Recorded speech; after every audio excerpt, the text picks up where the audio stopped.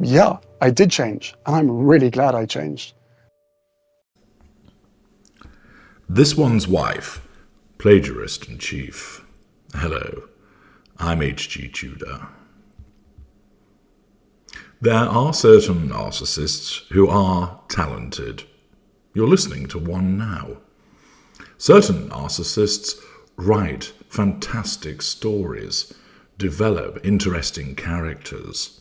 Others generate magnificent works of art, compose fantastic pieces of music.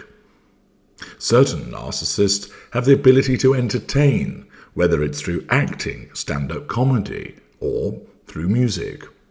There are others who develop companies which become hugely profitable, employing thousands of people and returning millions of pounds or dollars or whatever it may be by way of dividends. There are others who are innovators and inventors, others that come forward with ideas that add to the benefit of the human race, whereby they create new technologies, make advances in science and medicine.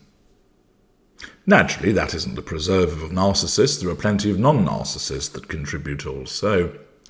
But for all of the narcissists that make those advances and are genuinely talented, there are a lot more who aren't. Empty vessels which drift through the world without an original thought between them. This is where we find this one's wife. She is a talent-free zone. She is a mediocre actress. She cannot dance, she cannot sing. She cannot innovate, she cannot invent. She cannot write fantastic speeches. She lacks charisma. She does not come up with original and exciting ideas. Instead, as a combination of the fact that she's empty inside and that she is inherently lazy, her narcissism instead decides, like so many other narcissists, to pinch instead, to take the ideas of others and pass them off as her own. This is done by way of character trait acquisition and is demonstrative of the absence of boundary recognition, demonstrates the presence of a sense of entitlement, shows the inability to cause that person to act with accountability. The narcissism sees nothing wrong with taking aspects from other people and passing it off as belonging to a particular narcissist. This one's wife doesn't realize that she regurgitates things which have been generated by other people. The narcissism makes her think that she's the one who came up with it. What has happened is she has read something or heard something said by another individual or written by somebody else, and then the narcissism essentially goes, that sounds good, we'll take that. This one's wife will similarly think, I'll make use of that. But at a later juncture, when she does make use of it, she doesn't think to herself, I'm just quoting someone else. She actually thinks that she is the one that came up with it in the first place. The reason for this is that this is driven by her narcissism, which, if you remember, has to make her believe that she is original, that she is the innovator, that she is the one that came up with these observations. Often, we just get fridge magnet platitudes from her, because commonly she will take what was an interesting quote and pour word salad all over it. There'll be those of you who have been involved with narcissists who will recognize this behavior.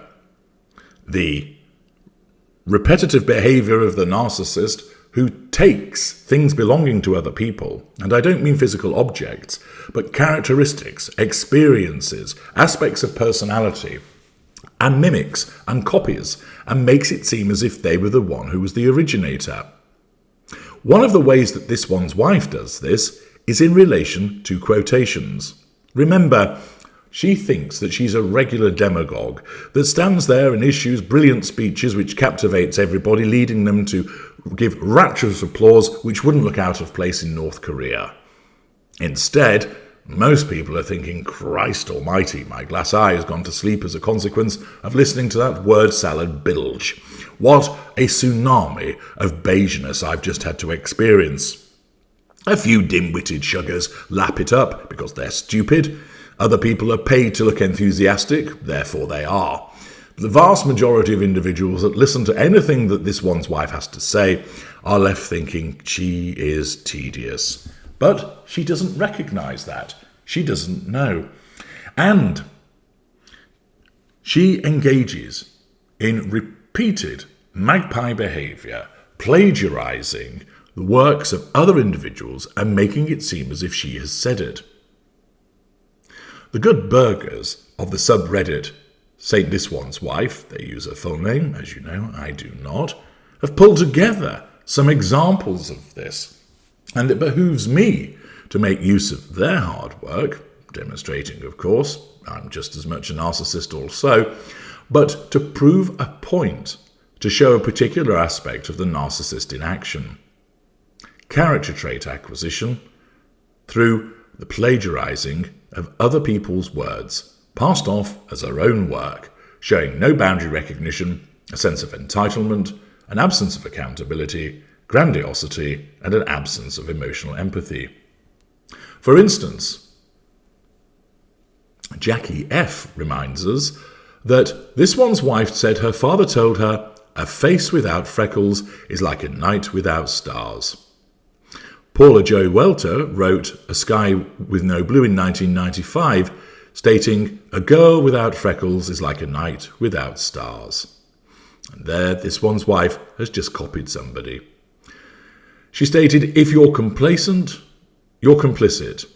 This is from an Albert Einstein quote in 1954. "If I were to remain silent, I'd be guilty of complicity." There are other quotations that she has utilised. "It isn't enough to talk about peace, one must believe in it," taken from Eleanor Roosevelt. "As I tenderly held my firstborn in my arms, I was saying goodbye to my third." That was taken from Stephanie Tong, but this one's wife made it seem as if it was an original thought that she was experiencing in relation to a miscarriage, or a mythcarriage as some have dubbed it. She took 43% Nigerian from Georgina Lawton. She took from JFK, "A high tide raises all ships." She took from the Greek poet Dinos Christianopoulos, "You came to bury me, you did not know I was a seed." She took from Ruth Bader Ginsburg, "Women don't need to find their voice, they already have a voice." "Women need a seat at the table," she took from Sheryl Sandberg. Her wedding speech mimicked Notting Hill about just being a girl standing in front of a boy, asking him to love her. Second-hand Coke reminds us that at the time that she referenced Lily Tomlin's quote about feeling the embryonic kicks of feminism, which Tomlin meant to mean she was gestating the idea of feminism itself. This one's wife said she could rather feel feminism in Archie's embryonic kicks, as if she conceived a fully feminist white male baby, which of course is utter nonsense and demonstrates that she is rather dim, because not only is she stealing somebody else's idea, she misunderstands it and passes it off in a way that doesn't actually make any sense. Rescheduled One points out that she plagiarised a quote in the September issue of Vogue, which she guest edited. She stated, "I must be a mermaid. I have no fear of depths and a great fear of shallow living." That was taken from Anna Nin, but she didn't reference it. Hilariously, it also demonstrates how blind she is to what she is. She talks about a great fear of shallow living, but she's probably one of the most shallow people that you could ever meet, but she simply doesn't hear it or see it. Midwich Cuckoo 100 points out she took Steve Jobs' "Don't let the noise of others' opinions drown out your inner voice." This one's wife stated, "And sometimes those voices can appear on the outside, and some things they can appear to be painfully loud. But you can use your own voice to drown out that noise, because that's what it is. It is just noise." Thus, she takes a quote and then dumps her fridge magnet platitudes all over it. She was accused of plagiarising the documentary The Social Dilemma. She said in an interview at Fortune's Most Powerful Women Next Gen Summit that she made reference to the addictive power of social media. People who are addicted to drugs are called users, and people who are on social media are called users. Many accused her of plagiarising the Netflix documentary The Social Dilemma by comparing what she said and what was actually mentioned in that documentary. She also stole from Barack Obama about unpaid leave, word for word, as pointed out by Snoo3544.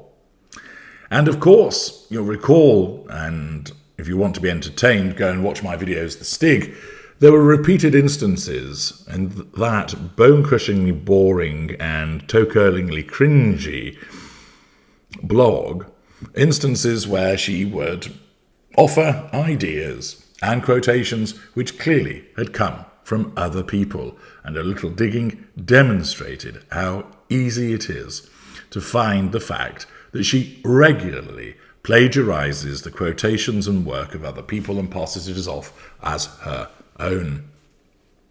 This is because she's dim and empty, and therefore her narcissism needs to take from other people to make her at least appear interesting.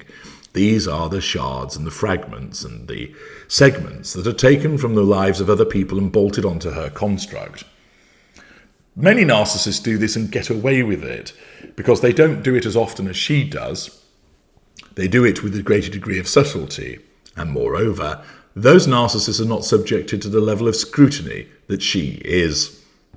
Because of the repeated behaviours that she's engaged in, because so many people dislike her, whenever she says something is in effect fact-checked, and invariably somebody finds out that she's taken it and pinched it from somewhere else. Thus, she repeatedly gets caught out. She does this shamelessly, because she has no sense of remorse for her actions, and actually believes that she's the one that comes up with this information, and that she isn't taking it from elsewhere. But all it does is make her look like the fool that she is, because time and time again she's identified as the plagiarist in chief. I'm H.G. Tudor. Thank you for listening.